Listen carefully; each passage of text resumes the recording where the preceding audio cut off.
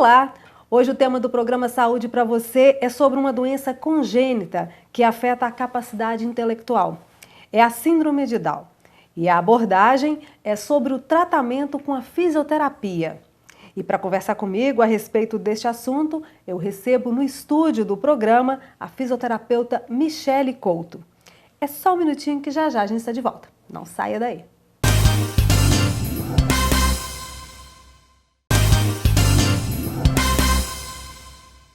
Estamos de volta com o programa Saúde para você. Agora sim, eu vou conversar com a fisioterapeuta Michele sobre síndrome de Down. Olá, Michele, seja bem-vinda aí ao nosso estúdio. Obrigada. Michele, fala pra gente primeiro, conceitua o que é a síndrome de Down. Então, a síndrome de Down, ela é uma condição genética. Ela é provocada por uma alteração do número de cromossomos que constituem o corpo humano. Então, as crianças com síndrome de Down, elas têm um cromossomo a mais do que o número normal.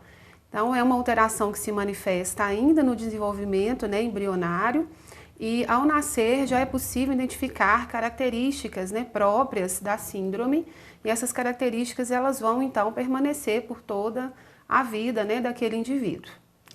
Agora, Michele, por que uma pessoa então tem síndrome de Down?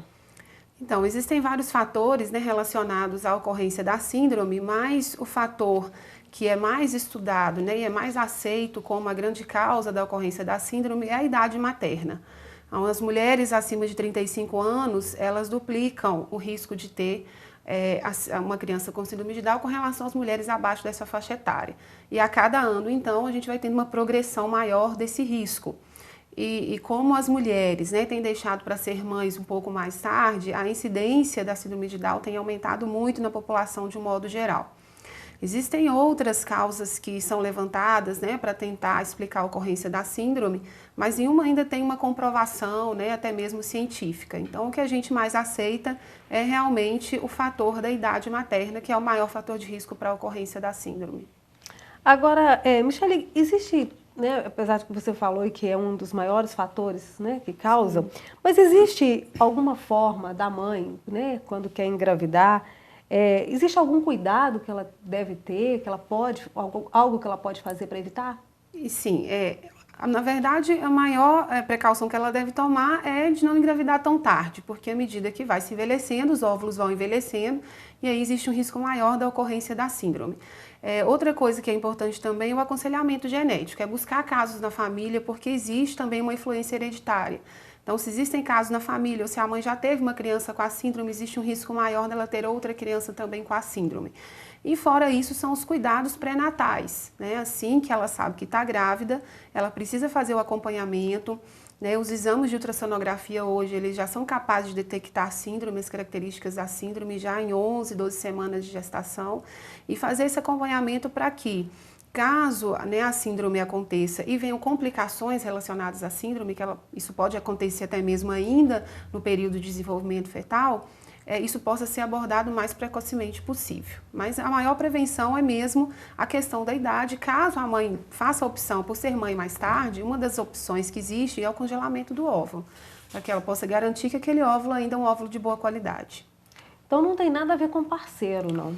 Não, tem estudos que tentam levantar a idade paterna também, mas não é nada muito concreto ainda. Tem algum outro estudo que fala da idade paterna, mas o maior fator ainda é a idade materna.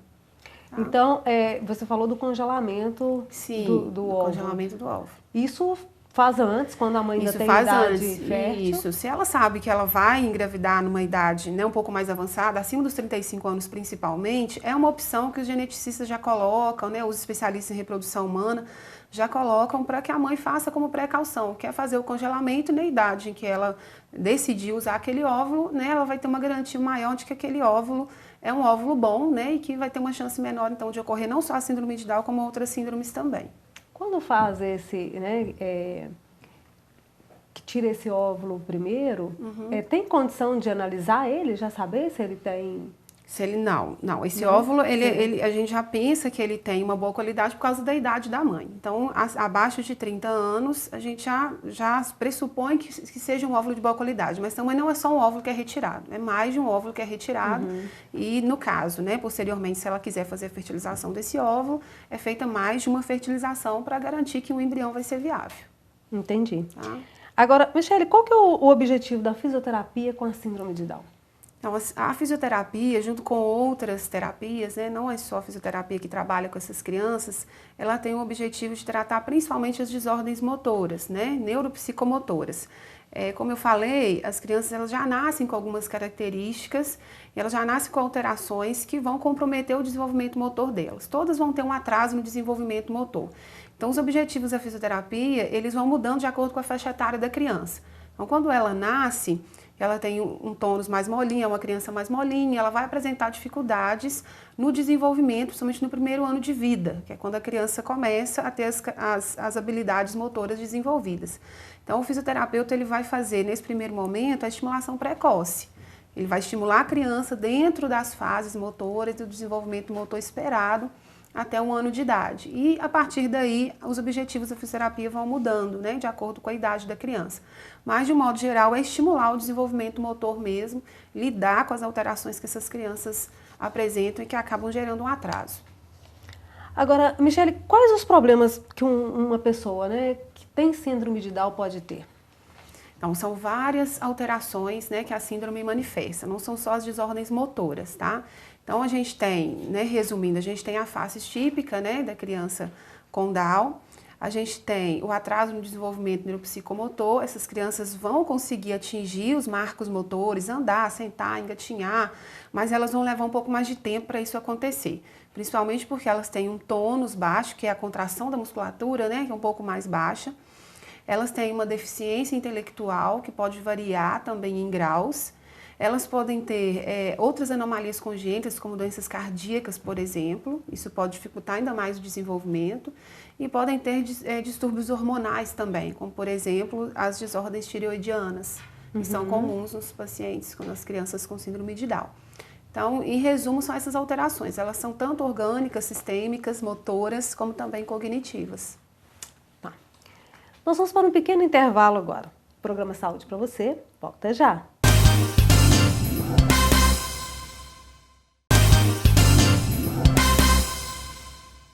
Já estamos de volta com o programa Saúde para você, hoje conversando com a fisioterapeuta Michele Couto sobre síndrome de Down.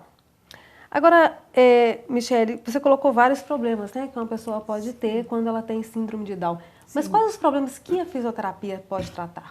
Então, a fisioterapia, junto com a equipe multidisciplinar, ela vai tratar mais especificamente as desordens motoras.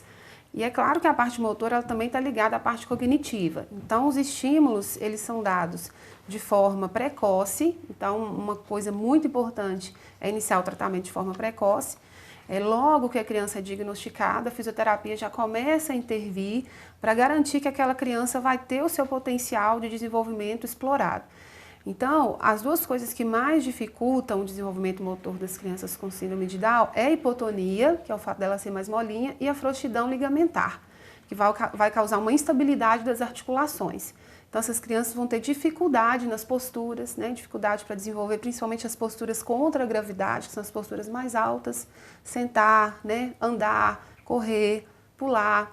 Então, a fisioterapia ela tem o papel de estimular o desenvolvimento dessas habilidades. Trabalhar o tônus, né? Tentar fortalecer essa musculatura, não deixar com que esse tônus permaneça um tônus muito baixo, né? Que a criança fique muito molinha. Então, a gente tem técnicas de estimulação do tônus, de estimulação dos marcos motores e também de estimulação cognitiva. A gente trabalha junto, estimulando a parte cognitiva e também estimulando a parte motora, trabalhando noções de equilíbrio, né? Noções de esquema corporal, né, trabalhando a questão da sensibilidade, eles têm um rebaixamento sensitivo, uma redução de sensibilidade, então a gente trabalha com a integração sensorial, estimulando os sentidos, o tátil, né, o vestibular, o proprioceptivo. Então a gente trabalha de uma forma integrada, né, a gente não trabalha só a musculatura, a gente trabalha tanto a musculatura quanto a parte cognitiva, sensorial, entendendo que o corpo ele é formatado como um todo, né? Então a intenção é dar o estímulo desde cedo para que a criança tenha chance então de se desenvolver tanto a parte motora como a cognitiva e a intelectual, que é muito importante também para que ela tenha, né, os ganhos motores desejados. Agora, Michele, tem vários graus da síndrome de Down?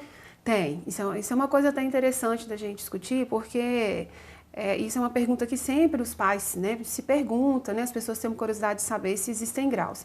E a gente observa na população, né, que tem a síndrome é que existe sim uma variação de grau, tanto do acometimento físico quanto do acometimento, né, cognitivo e intelectual. Tem aquelas crianças, então, que vão ser mais comprometidas, vão ter mais dificuldade, então, para desenvolver a parte motora, demoram mais para sentar, demoram mais para andar, né, tem uma dificuldade física maior porque a hipotonia é mais acentuada. E tem aquelas crianças também que vão ter mais deficiência cognitiva e intelectual com relação às outras, né?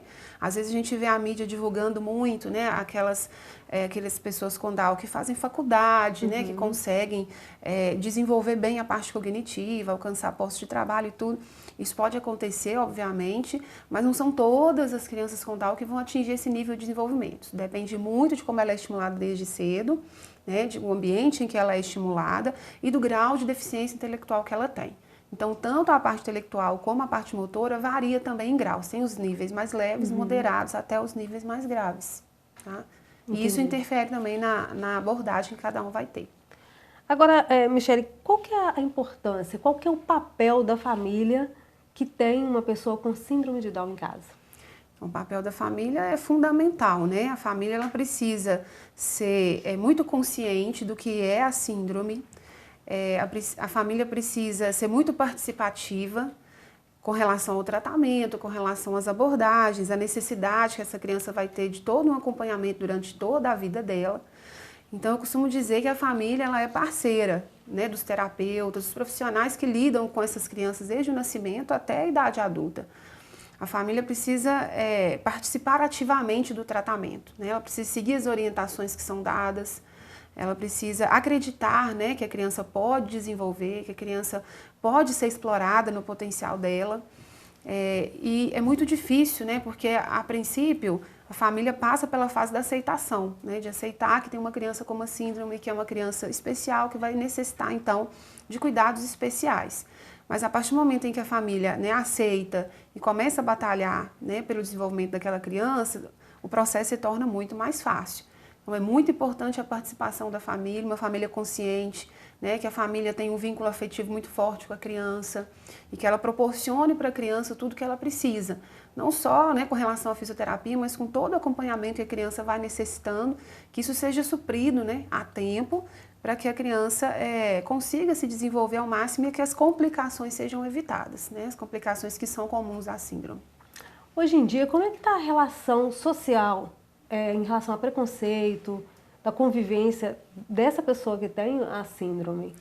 Então, hoje, né, de uns anos para cá, até a mídia tem ajudado muito isso, né, no combate ao preconceito e incentivo à inclusão social. Então, uma das coisas que a gente trabalha na terapia, até mesmo nos profissionais de reabilitação, é a questão da inclusão.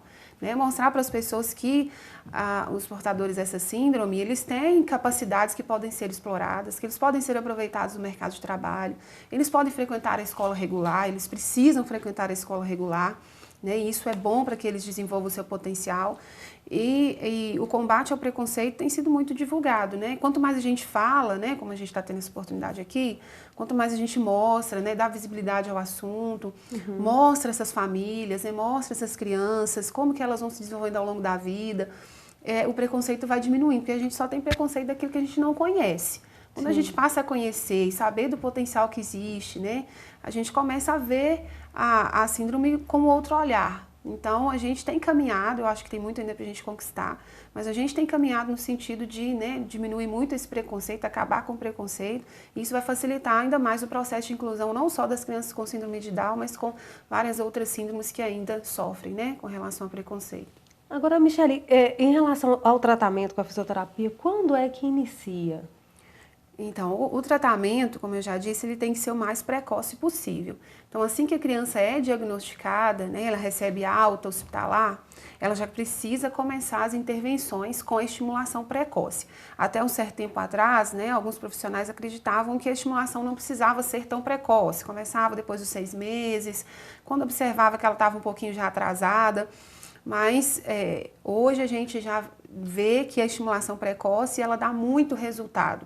Ela diminui o tempo em que a criança necessita, né, para adquirir aqueles marcos motores maiores, que é sentar, que é andar, né, que é rolar. Então, a fisioterapia ela precisa ser instituída precocemente, tão logo o diagnóstico seja feito e que, de preferência, seja um profissional especializado no tratamento pediátrico, que ele vai ter muito mais habilidade de lidar com as demandas ali daquela criança, né? Então, a necessidade é que seja mesmo precoce e que ele perdure até quando a criança mesmo necessitar. Então, é bebezinho, sem criança. Bebezinho, recém-nascido.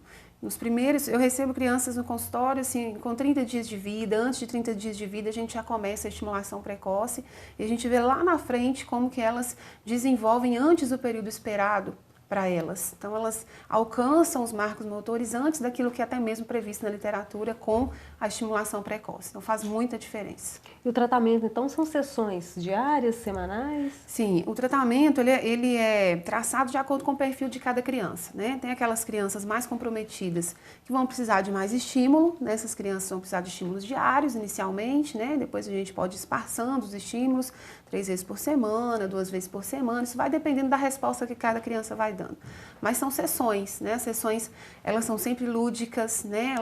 Elas trazem todo o universo da criança, a gente trabalha muito com brincar, porque é isso que a criança faz, né? A gente utiliza de brinquedos, né? Um ambiente totalmente estimulante para que ela desenvolva a habilidade motora, sempre voltado para uma tarefa, sempre voltado para aquilo que é interessante para ela, que desperta o desejo dela.